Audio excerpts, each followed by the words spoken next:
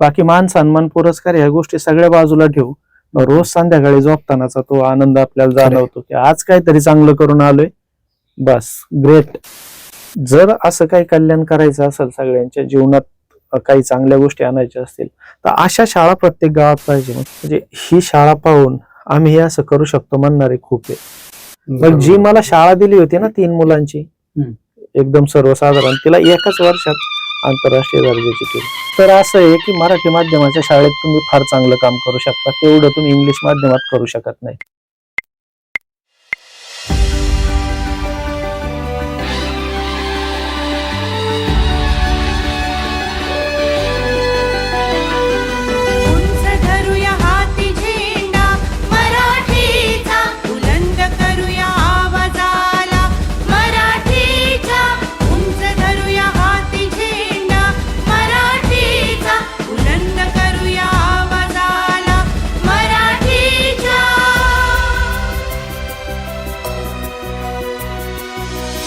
सुराचा हार गुंफूया, मराठीचा लढा लढूया, प्रहार करूया मराठीचा.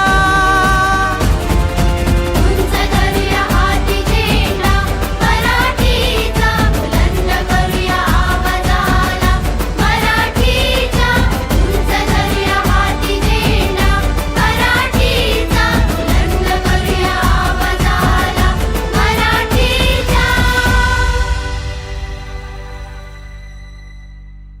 करणार हा प्रवास सगळा आम्ही ऐकतोय, तुमचा प्रेक्षक ऐकतायत. 50 ते 60 संख्या असलेलं गाव, घर असलेलं गाव, 400च्या आसपास लोकसंख्या, 2 पडक्या भिंती असलेली शाळा, गळकी शाळा, ती आंतरराष्ट्रीय शाळा. हा प्रवास कसा होता तुमचा नेमका? हा प्रवास आम्ही फार एन्जॉय केला. तिथे काय आम्ही फार काम केलं वगैरे वगैरे असं नाही म्हणता येणार, आणि फार अवघड असतं असं तुम्ही अजिबात नाही म्हणत कधीच. बरोबर, अवघड नसतंच मुळात. फार त्रासदायक असतं का? ते पण नाही. त्रासदायक गोष्टी आपण कधी करणारच नाही. आपल्याला ज्या गोष्टी त्रास होतोय त्या गोष्टी थोड्या 3 वर्ष आपण स्वीकारणार आहे. बरोबर. तर काहीतरी त्यातला आनंद मिळतो. आणि बाकी मान सन्मान पुरस्कार ह्या गोष्टी सगळ्या बाजूला ठेवू. रोज संध्याकाळी झोपतानाचा तो आनंद आपल्याला जाणवतो की आज काहीतरी चांगलं करून आलोय, बस ग्रेट, असं ती एक मनातली भावना असते. आणि ते सगळं रोज जर अनुभवायला मिळत असेल तर आमच्या इतके आनंदी, आमच्या इतके समाधानी.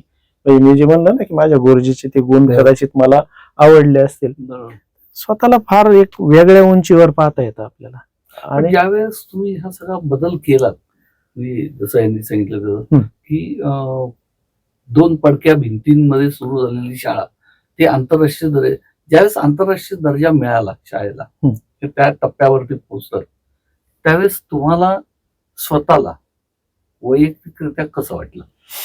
म्हणजे समाधान वाटणं स्वाभाविक आहे, पण त्याच्यापेक्षा वेगळं काय वाटलं? मला त्यावेळेस असं वाटलं की एक टप्पा पूर्ण झालाय. मी काम पूर्ण झालंय असं कधीच म्हटलं नव्हतं, पण एक टप्पा तो पूर्ण झालाय.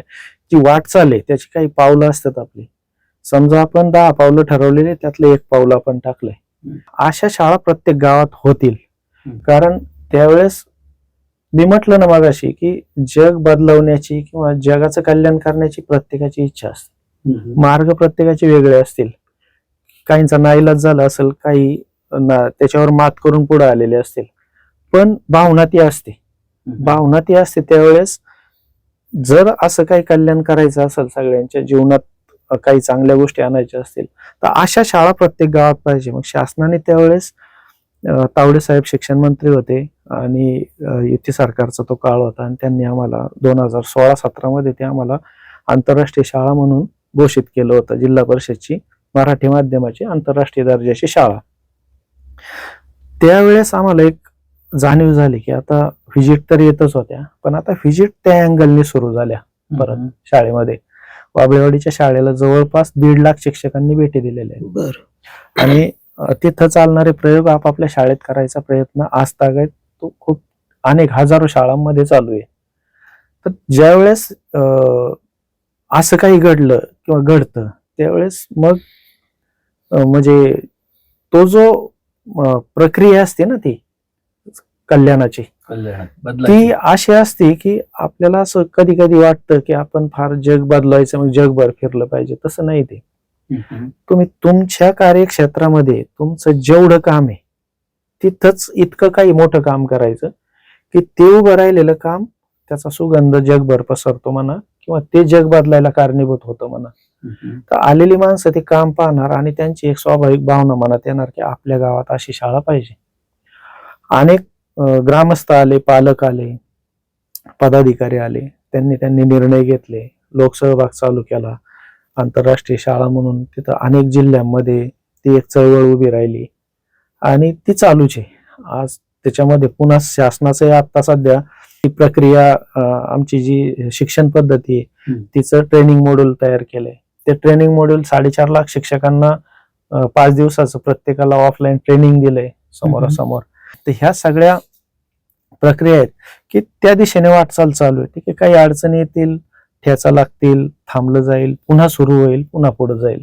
पण ह्या जो एक प्रवास आहे ना, तो चालू असताना आपण एक असं म्हणजे तुम्ही जसं म्हटलं की समाधानाची गोष्ट तर असतेच, निश्चितच असते, पण एका वेगळ्या पातळीवर असतो आपण, मानसिक पातळीवर एका वेगळ्या पातळीवर असतो आणि तिथं आपण स्वतःचे राहिलेलो नसतो आणि मग त्या पद्धतीने आपण काम करत राहतो अशा वेळेस. सर, एक प्रश्न येतो की मी जो मगाशी विचारला समाधान, तुमच्या दृष्टिकोनातनं किती ग्रामीण भागामध्ये आणखीन वारे गुरुजी यायला तयार झालेले जे तुमच्या मॉड्यूल बघून?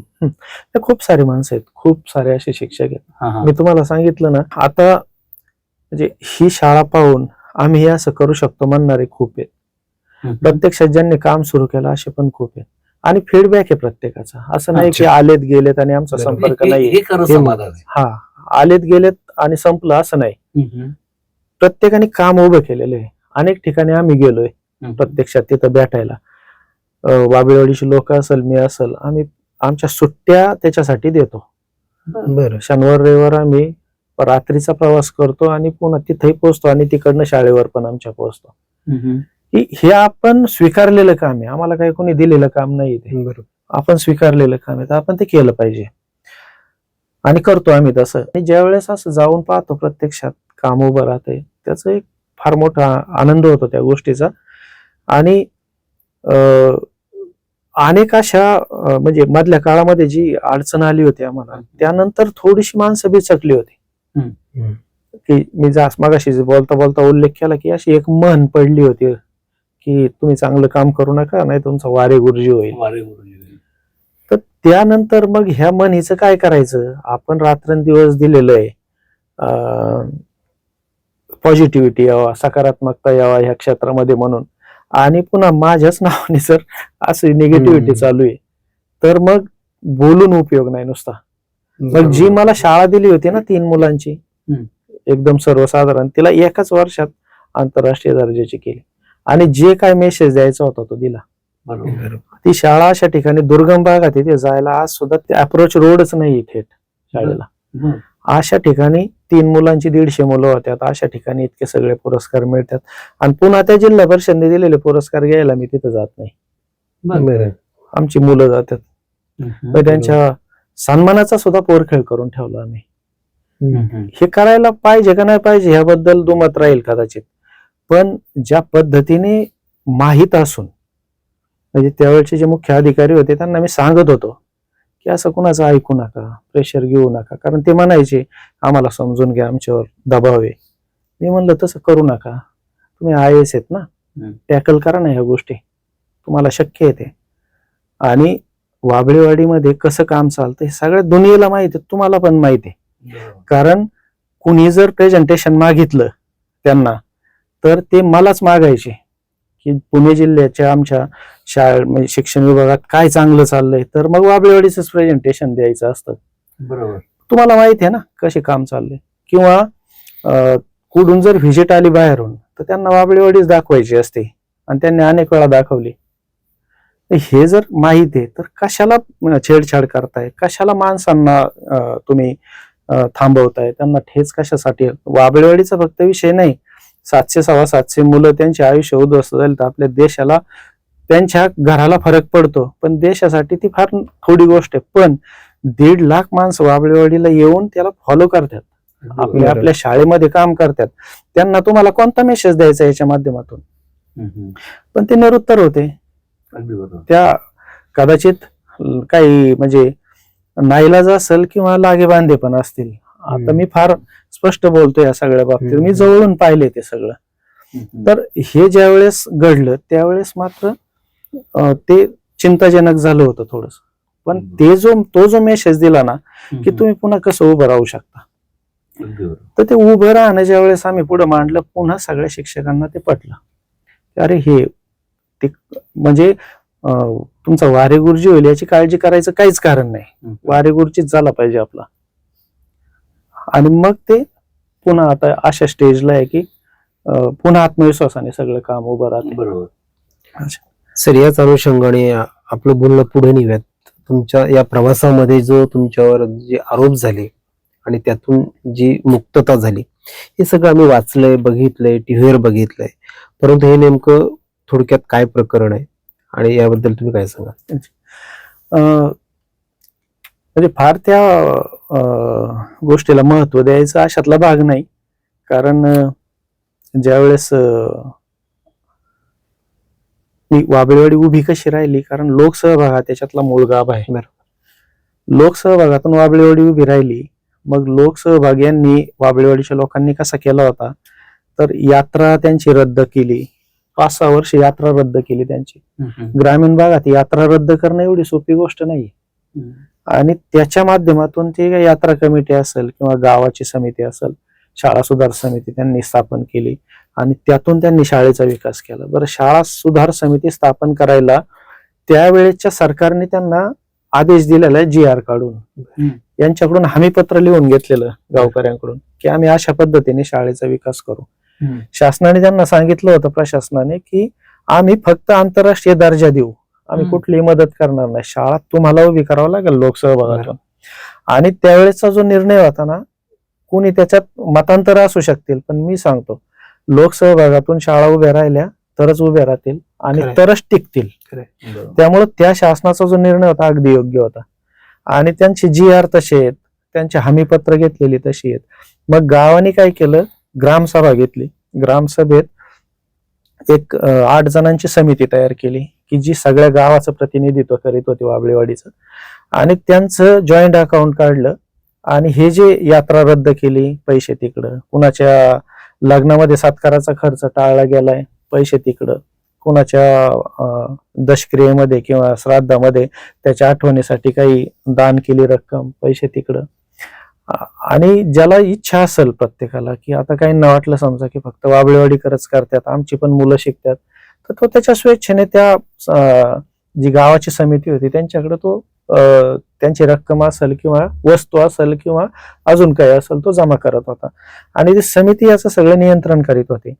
प्रत्यक्ष पैसे या गोष्टीशी आमच्या शिक्षकांचा अजिबात म्हणजे ठेवण्यासाठी पण नाही, पाहण्यासाठी पण संबंध नव्हता. आणि खूप छान काम चाललं होतं. गाव त्याला दर महिन्याला त्यांची मीटिंग व्हायची, तिथे त्याचं ऑडिट व्हायचं, त्याच्यानंतर त्या सगळ्यांच्या सह्या त्याच्यावर व्हायच्या, गावाच्या सगळ्यांच्या समोर हे सगळं घडायचं. आणि ह्याच्यावर आक्षेप घेतला गेला होता की पैसे हे स्वीकारले कसे, मग खाजगीच लोकांनी स्वीकारले कसे. आता मी त्यांना त्यावेळेस काही हे सांगितलं होतं, सूचना सांगितली होती की मागच्या शासनाने यांना GR काढलेत, यांचे हमीपत्र घेतलेत, सरकार बदलू द्या पण अधिकाऱ्यांना तरी कळायला पाहिजे ना की हे असं काहीतरी घडलेलं आहे आणि त्यानुसार हे चाललेलं आहे. बरोबर, म्हणजे कळायला पाहिजे, म्हणजे त्यांना कळत होतं, फक्त वळत नव्हतं. त्या गोष्टी तिथं अडचणीच्या त्यांनी मांडल्या पुढं. आणि मग काही आमचं न ऐकता, गावकऱ्यांचं कुठलं मनावर न घेता कारवाईचा धडाका लावला, बदनामी करायला सुरुवात केली आणि हे सगळं उद्ध्वस्त करायचं होतं. त्या सगळ्या प्रक्रियेमधून हा सगळा संघर्ष उभा राहिला. मात्र आम्हाला ज्या गोष्टी त्यांनी खुलाशाच्या स्वरूपात लेखी मागितल्या, आम्ही ज्या आहे त्या लिहून दिल्या. पहिल्या खुलाशात जे लिहून दिलं तेच अंतिम खुलाशात आम्ही लिहून दिलं. आमचा एकही शब्द कधी बदलला नाही. त्यांनी मात्र सगळे गोंधळ करून पाहिले. माझं आर्थिक चौकशी पण लावली होती माझी मुख्याध्यापक म्हणून. बरोबर. आणि मग ते म्हणजे मला त्यावेळेस अंदाज आला की ईडी वगैरे काय असू शकतं. तर तर ह्या मला एक पूर्ण करतो फक्त ते की 3.5 पानाचं माझं स्टेटमेंट आहे, बँक स्टेटमेंट. मी माझ्या आयुष्यात माझ्या घराचं कधी काय पाहिलं नाही. मी तुम्हाला तेच म्हटलं म्हणजे तुम्हाला ईडी चौकशीला जायच्या अगोदरची ही चौकशी महत्वाची झाली. त्याची आठवण करून देणारी म्हणू आपण तर ते पण सगळा का म्हणजे त्यांचा जो डाव होता, कारस्थान होतं, ते पण उधळलं गेलं. ते उधळायचं कारण असं की काहीही करायचं माणसाने आयुष्यात, पण चांगल्याच्या कधी नादी लागायचं नाही. खरं त्याचं काहीच करू शकत नाही. बरोबर. आणि आपण त्याचं काहीच करू शकत नाही ह्याचं फार मोठं दुःख असतं या माणसाला. तर तेवढं दुःख आम्ही त्यांना दिलं की आपण म्हणजे आपलं कुणीच काय करू शकत नाही. आणि ही चांगुलपणाची ताकद आहे, कामाची ताकद आहे तुमच्या, बरोबर. हे तिथं सिद्ध सर, झालं. आंतरराष्ट्रीय दर्जाची शाळा वगैरे हे सगळं मान्य, पण तरी पण मातृभाषेतनं शिक्षण, मराठी भाषेतनं शिक्षण, आणि आज ग्रामीण महाराष्ट्रामध्ये जी भाषा केवळ मातृभाषा नाही, जी रोजच्या व्यवहाराची भाषा आहे, त्या भाषेतलं शिक्षण हे विद्यार्थ्यांनी घ्यावं, ह्याच्यासाठी तुमच्याकडनं काय प्रयत्न होतो? म्हणजे आता समजा मराठी शाळांच्या मध्ये सुद्धा तिथं इंग्लिश किंवा सेमी इंग्लिशचं फॅड आलेलं होतं. पण जिथपर्यंत माझा अनुभव होता, मी एक गोष्ट मला पक्की माहित होती की मातृभाषेतच शिकलं पाहिजे. आणि ही अनुभवातली गोष्ट होती माझ्या. माझे त्याच्यासाठी 20-25 वर्षाचा अनुभवाचा परिपाक होता तो. जिल्हा परिषदने त्यावेळेस आम्हाला सांगितलं होतं की एक रोल मॉडेल म्हणून तुम्ही सेमी इंग्लिश चालू करता का. तर मी त्यांना नकार दिला होता की मी मराठीतूनच शिकवेल, इतकी पोरांची क्षमता तयार करेल की मराठीतून शिकतील, पण जगातल्या कुठल्याही भाषेत ते ट्रान्सलेट करून सांगतील. मग आमची पोरं 8 भाषा शिकायची वेगळ्या आणखी. बरोबर. 4 त्याच्यातल्या आंतरराष्ट्रीय आणि 4 भारतीय. स्पॅनिश, जापनीज, फ्रेंच आणि इंग्लिश ह्या आंतरराष्ट्रीय भाषा. त्याच्यानंतर तेलुगू, बंगाली, गुजराती आणि संस्कृत ह्या भारतीय भाषा. आमचं 3 महिन्यामध्ये अभ्यासक्रम संपवण्याचा एक सिस्टीम आहे. त्याच्यानंतर आम्ही काहीही शिकू शकतो. आमची टार्गेट आम्ही पूर्ण केले, त्यानंतर आम्ही शिकायला मोकळे. तर इंग्लिश खूप ताकदीची असायची आमची. आणि म्हणजे कॉन्व्हेंटच्या पोरांची इंग्लिश नसेल एवढं चांगलं इंग्लिश आमचं असायचं. पण शिकायचं सगळं मराठीतून, कारण ते मुलांसाठी पण चांगलं, शिक्षकांसाठी पण चांगलं. मातृभाषेतून शिकणं, ज्या भाषेत आपण विचार करतो त्या भाषेत शिकणं नेहमी चांगलं. दुसरी गोष्ट अशी, ज्यावेळेस आपण याला एक प्रतिप्रश्न करतो ह्या गोष्टीला की ज्ञान महत्वाचं का भाषा महत्वाची, तर ज्ञान महत्वाचा हाच मुद्दा पुढे येतो. मग ज्ञान ज्या भाषेमध्ये सहज कळतं त्या भाषेत शिका, ज्ञान मिळवा, मग कोणतीही भाषा वापरायची क्षमता तयार करा. बरोबर. मग आमची 73 मुलं जापनीज सरकार जी N5 ची एक्झाम घेतं त्याला आमची मुलं बसलेली. त्याच्यानंतर म्हणजे खूप साऱ्या गोष्टी इतर भाषांमध्ये आम्ही खूप चांगली डेव्हलपमेंट मुलांची केली होती. तर हे ज्यावेळेस लोकांच्या लक्षात आलं की ही जी परिपूर्णता आहे, हे जे ज्ञान आहे, हे जे म्हणजे शिक्षण किंवा पुस्तकं सोडून जे काही इथं मिळतंय, पण ते पण फार महत्वाचं असतं. नुसतं पुस्तकाचं शिक्षण देणारी शाळा ही इथून पुढच्या काळामध्ये काहीच कामाची नसणार. त्याच्या पलीकडे जाऊन लाईफ स्किल्स असतील की पुढची काही टार्गेट असतील की पुढच्या 10-20 वर्षामध्ये कोणती क्षेत्र टॉप 10 ला असणार आहेत, त्याचा आज काय देतोय आपण मुलांना, हे पण महत्वाचं असणार आहे. नाहीतर मग असं होतं की शिक्षण संपत आलं, ग्रॅज्युएशन झालं की पोरांच्या लक्षात येतं जग दुसरीकडे गेलंय, आपण दुसरीकडे चाललो होतो. मग पुन्हा काहीतरी कोर्स करा, क्लास लावा आणि त्या वेगाशी मिळवायचा प्रयत्न करा. तर ते जर अगोदरच शाळेमध्ये केलं आपण तर ते खूप चांगलं.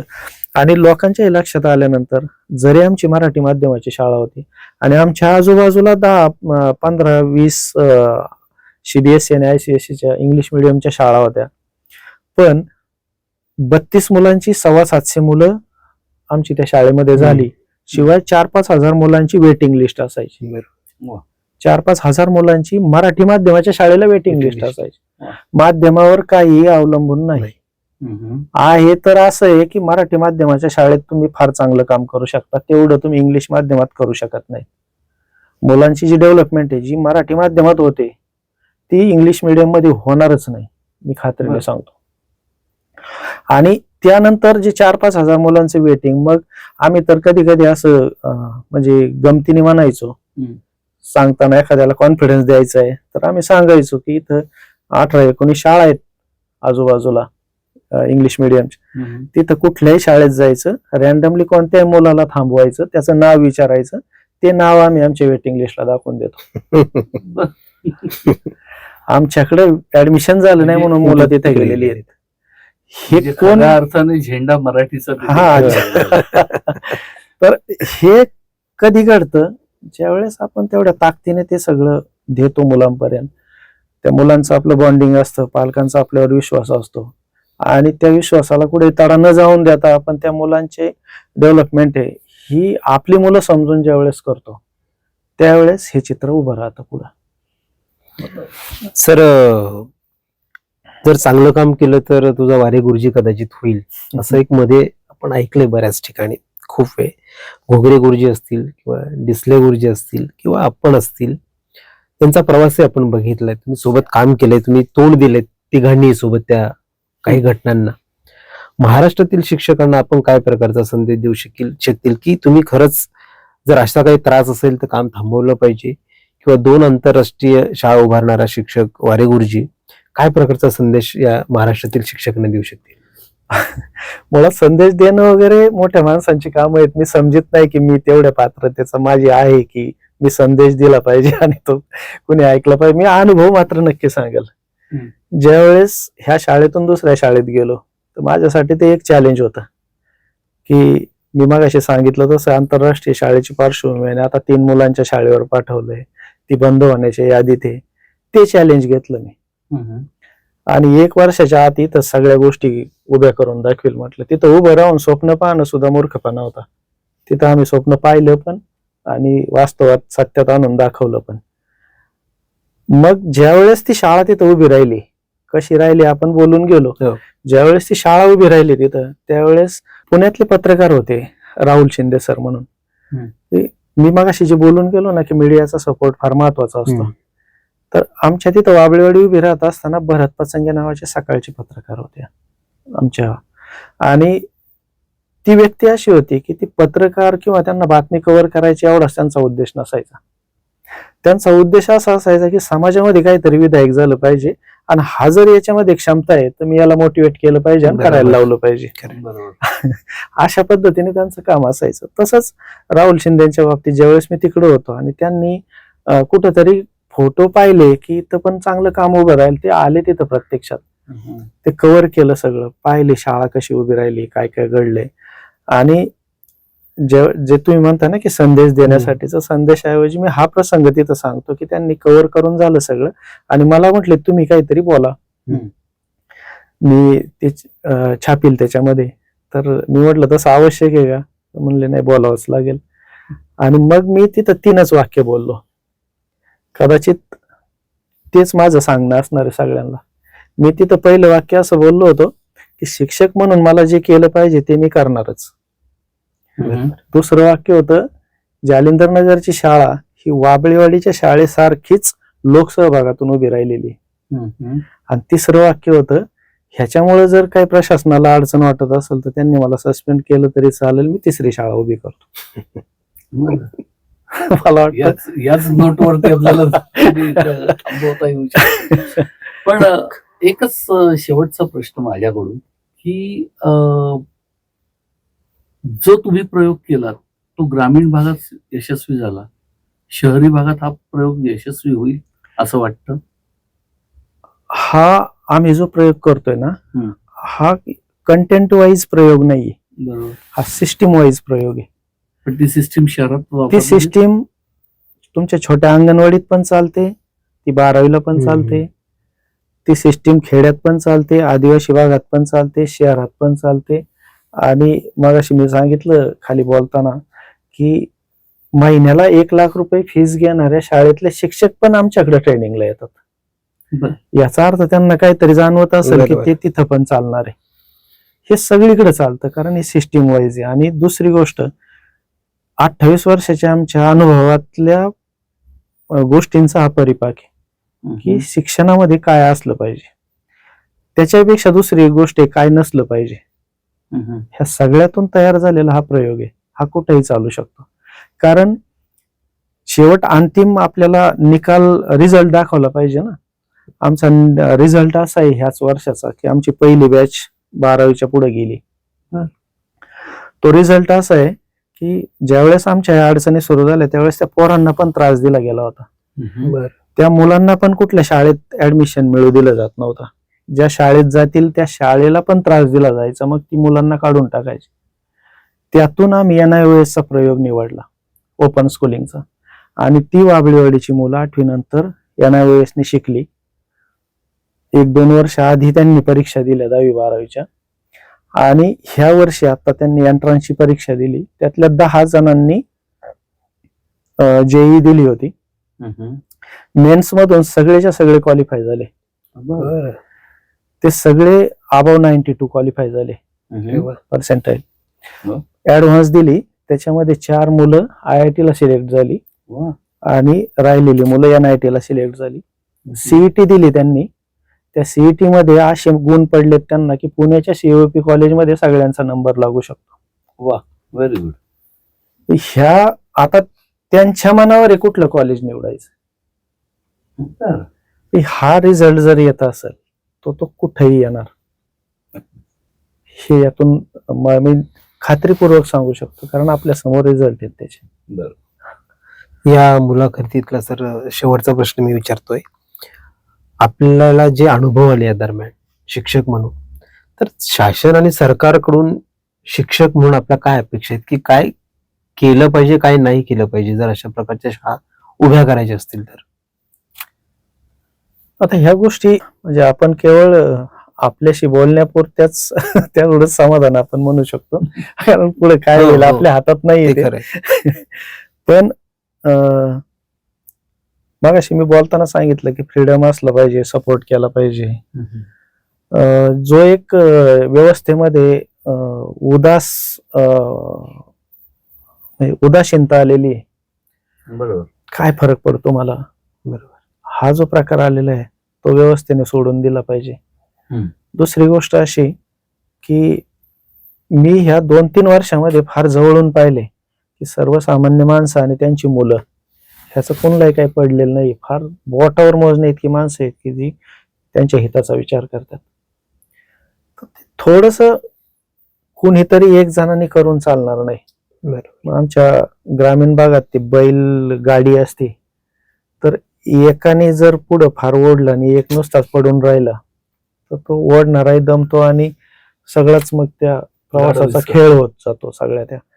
तर हे असं केलं पाहिजे. दुसरी गोष्ट व्यवस्थेकडं कधी आपल्याला जर समजा नाही सपोर्ट करता आला तर किमान अडथळा नाही आणला पाहिजे.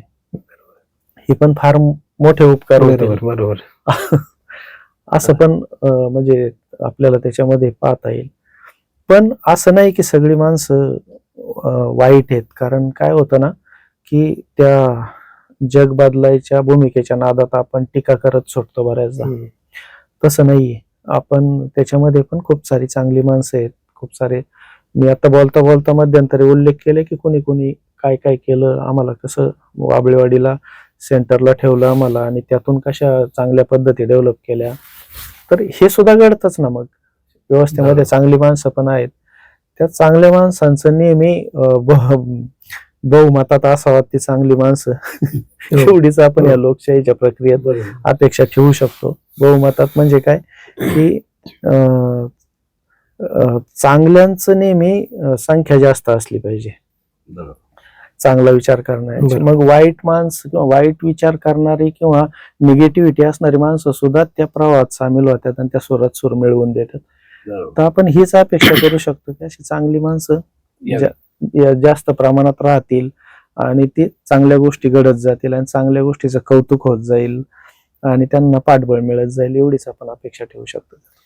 हे होते दत्तात्रय वारे गुरुजी. खरं तर ही मुलाखत अतिशय प्रेरणादायी मुलाखत आम्हाला वाटते आणि महाराष्ट्रातील सर्व शिक्षकांनी सुद्धा सरांप्रमाणेच कशा प्रकारे आपण शाळा चांगल्या करू शकतो, मुलांना चांगलं शिक्षण देऊ शकतो यासाठी प्रयत्न करायला हवा. सर, आपण आपला अमूल्य वेळ या आपल्या मुलाखतीसाठी दिलात त्याबद्दल आपले खूप खूप आभार. थँक्यू धन्यवाद. Thank you sir.